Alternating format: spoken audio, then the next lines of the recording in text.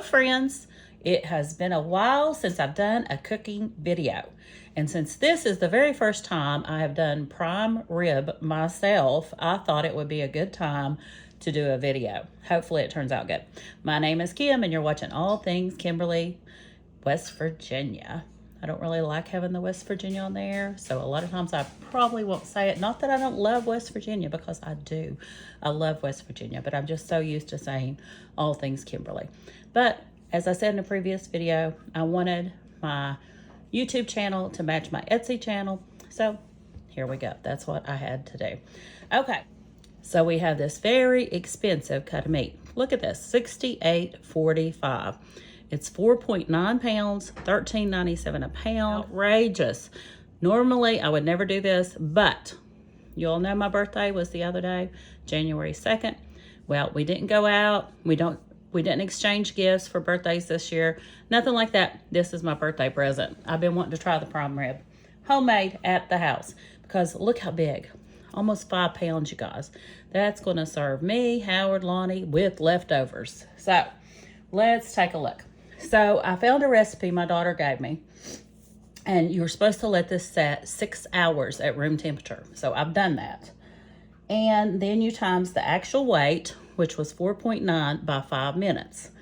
Mine come up to 24.5 minutes. So we'll up that to 25 minutes. You put that, after I season it, in a 500-degree oven. And I'll have to look at how, for the 25 minutes, 500 degrees for 25 minutes. Then you turn the oven off and just let it sit in there for a couple more hours. It's supposed to turn out perfect. I hope so. Okay, let's get this thing opened up and seasoned. Okay, I've got it opened up. And the recipe called for the bone-in one. Mine is not the bone-in one. So I'm not sure if I should turn it on the fat side. I'm thinking the fat side should stay up. Okay, so let me get a rag. So I want to set my bowl here. Now I've washed my hands very good, you all, twice. And this butter is the Kerrygold unsalted. That's what it called for. 1/4 a cup Kerrygold. Well, it called for 1/4 of a cup unsalted butter. I bought the Kerrygold. Then it calls for a tablespoon of black peppercorn. So I got this. It's fresh, supposed to be fresh ground. Now, I don't know how to measure a tablespoon, but we're just gonna crack a bunch of it in here. Tablespoon's quite a lot, don't y'all think?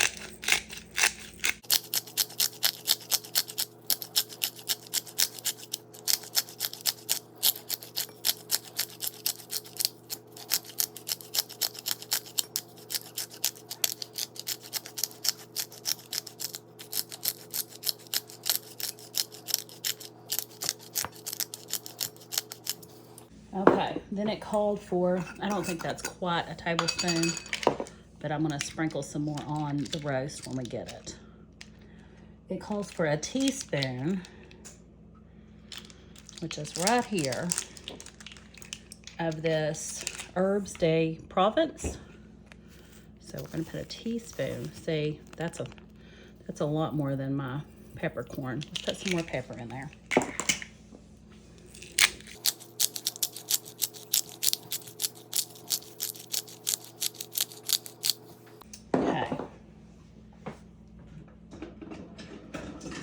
Supposed to mix this up good. I'll probably have my fingers in this in a minute. You all get it mixed good. Like making chicken and dumplings, you know.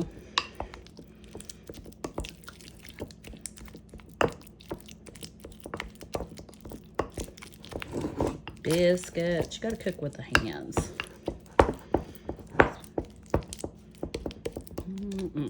Looking good, looking good. A little bit more pepper.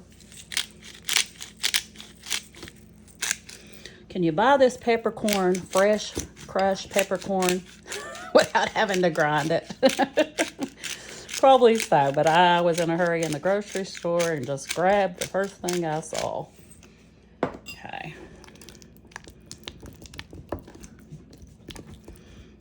Alrighty. Now, we're supposed to rub this all over this roast. And my understanding is the batter is just mostly to make everything, all your seasonings stick good to it.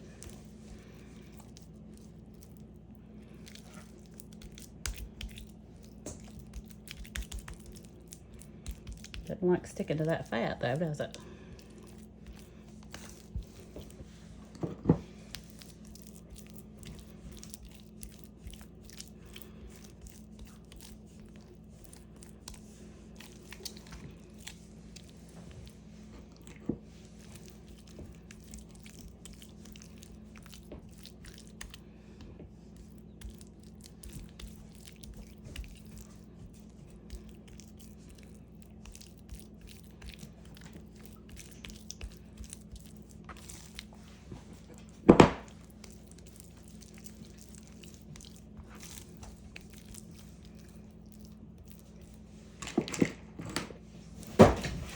Y'all hear all that noise? That's Miss Willow and they're nosing around in the utility room.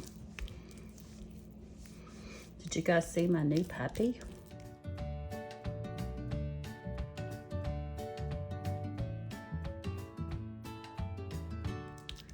Hadn't intended on getting another puppy. I'm still missing my Rusty so bad, but my friend Peyton over at the campground, he's a young gentleman. He wanted me to have her. He bought 2 of them. They are Bernedoodles, and he let me have the pick of the one I wanted. They were named Willow and Honey. So I picked Miss Willow. Honey had more brown in her, and Willow's got more just a gray and black look to her. I'm gonna use all this butter on here, y'all. Because like I said, in the recipe it said it mostly is just to hold on your spices.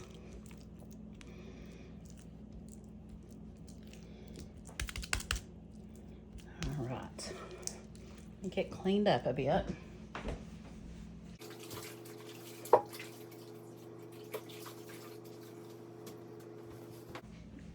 Now, what I'm going to do, since I know I didn't have enough pepper, is just sprinkle a little on here. I think I moved you, didn't I?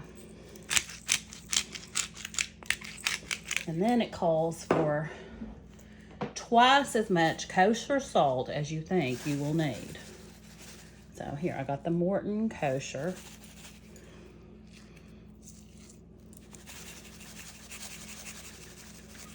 And you sprinkle it real generously everywhere. I know when we eat prime rib, the outside crust area is very salty. So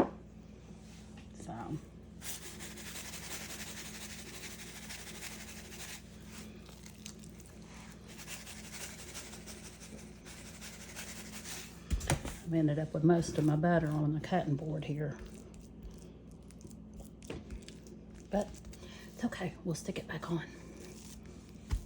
And then I need to get one of those salt holder things. See if we got it everywhere. I think that's pretty good.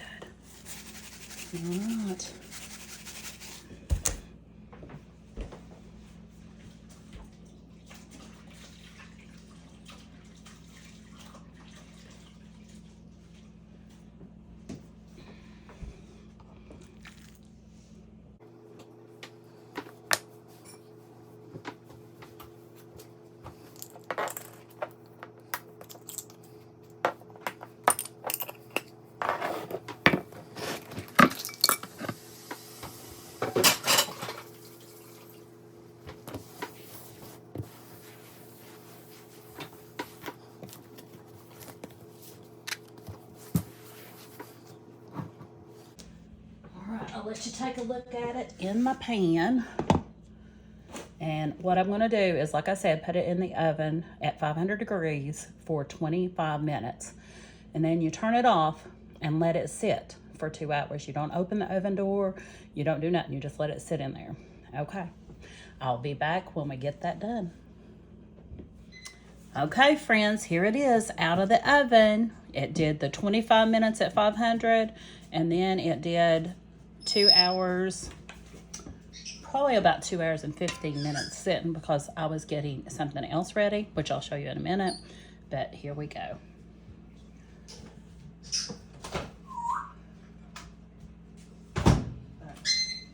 Give me that butter I made.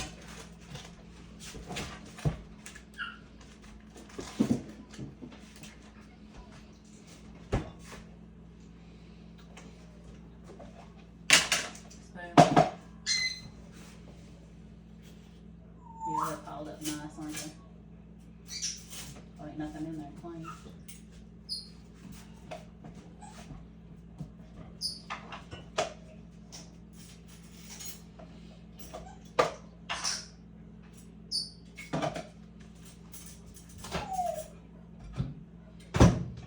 Is this that Kerry goat? Mm-hmm.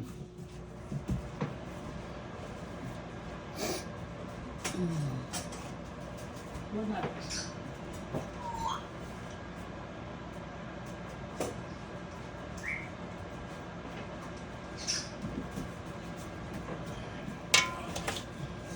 Move this pan, Lonnie. Move the pan, Lonnie. Grab the pan, Lonnie. I'm trying to. Well, it's not hot. Put the au jus in this. Okay, I've got a steak knife here, and I'm going to try to slice it with that. I don't know if it'll work. I have an electric knife, but my plug-in is not working on this center island. But we'll take a look and see. Oh, I think it's pretty good, you guys. Look at that. It's probably, my husband probably likes it even a little more rare than that. Put this off here, some of this fat. Maybe I should have put the fat on the bottom. Not sure. Now I'm gonna put mine. I like mine seared on both sides. So I'll be putting mine in a pan and searing it. And I'll show you what that looks like in a minute. And I'm cutting these really thick because of this knife.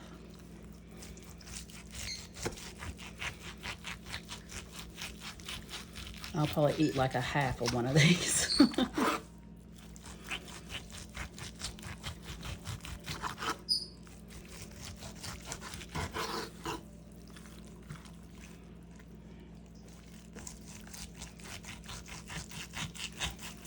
Probably should have got my big tong fork, shouldn't I? Guys, I gotta get some better knives.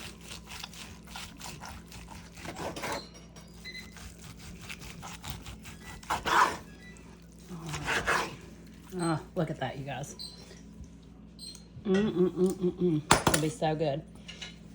And here is the au jus that we can dip or pour over. It's gonna be delicious. Okay, you guys, here's my plate. I seared the steak. As you can see, I like mine seared. My husband does not. And I made a salad. Let me show you what I've done with the salad stuff. Here's my lettuce. Here's these. I've got cucumbers everywhere. Trying to prep a little bit, you guys, so that it'll be easier for me to grab food and eat.